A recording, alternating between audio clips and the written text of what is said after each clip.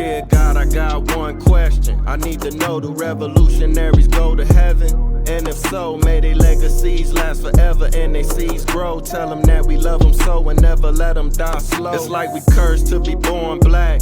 We was kings and queens, now look where we at. I know it won't be long before we take it back.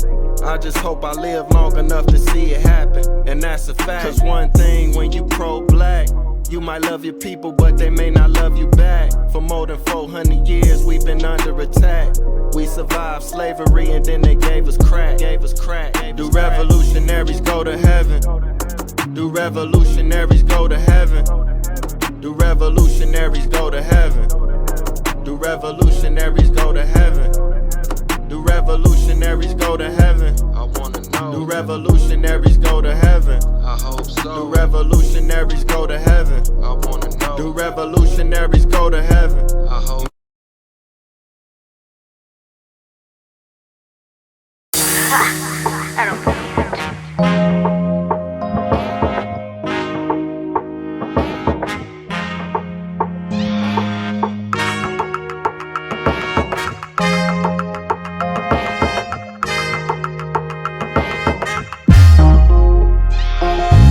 Colorful rap stacking caps, do rags for the face, he's sick with the waves, fed and whatever for the breaks, locks and cornrows, curls and afros, look at how our hair grows, 4 ounce to the ounce, gravity denounced, shrinkage while holding style, good hair all around, strands of gold, did you know natural groundwork, oh, they always try to just tell you what it's not intended.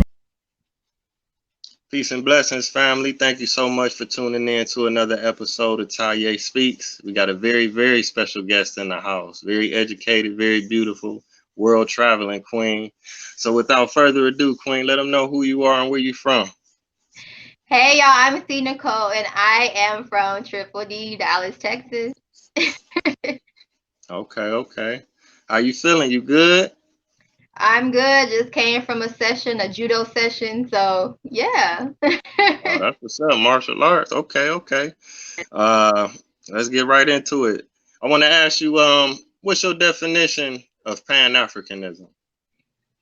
For me, Pan-Africanism is just people of African descent all over the world coming together, whether that be, economically, also includes financially unity, whether it be politically.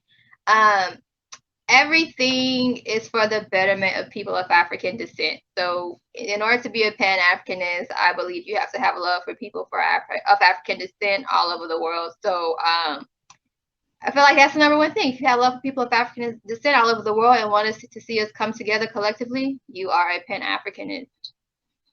Wow, okay. I think you defined it pretty well. I'm glad you said something about financial unity. I think that's very important.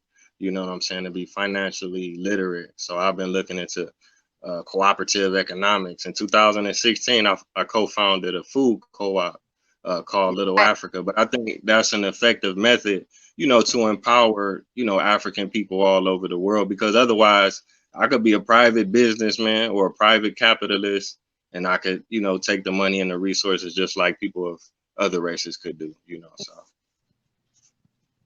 Let me see. Okay, now I want to ask you about the Pan-African think tank. Yes.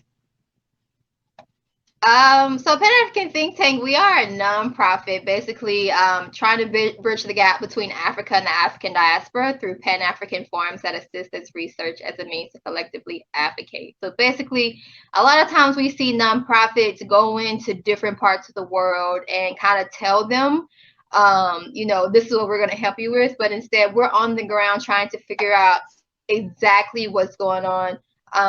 We are definitely wanting to give relief, but not so much aid. And when I say relief is we want to teach people how to fish and not give them fish.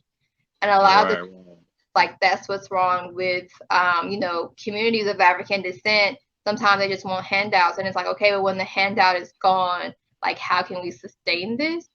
So that's what we do, and we're all about youth empowerment, education, and entrepreneurship. So that's how we want to teach them how to fish. So we do like entrepreneurship contests. We sponsor scholarships. educational and entrepreneurship. We feel like that's the way to, get ourselves out of whatever rut we're in right now. Okay.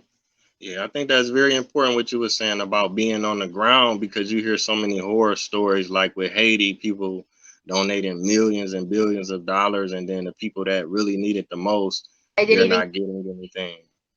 Yeah, that's very sad.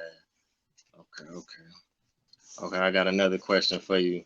Um, how do you feel about being a Black woman in America today? Uh, it's different for everyone. I grew up with a single dad, so a lot of my outlook isn't even like from a woman's perspective, it's from a man perspective, right? So anything that my father did, I felt like I can do, and vice versa. Just the way it is. So, I never had those thoughts of, because I'm a woman, there's something I can and can't do. Um, I feel like, especially as a woman of African descent, we're usually one of the ethnic groups that are more stand up, more strong, always willing to lead, the loudest one in the room. And instead of running from that, I always embrace that. So I feel like, as a woman of African descent in America, like, I have the weight of having to, be everything for everyone, protecting, nurturing, and all that. But instead of, honing away from it, like, I embrace it. So, I love it. Like, I know that it comes with its challenges, but I don't think I would want to be any other ethnicity. And I enjoy being a woman. So like I said, it just depends on, your outlook on things, your perspective on things. Obviously, I come from a middle class background, so my perspective on things may be different from someone else who comes from, a different situation. I can dig it. I want to know something that you said that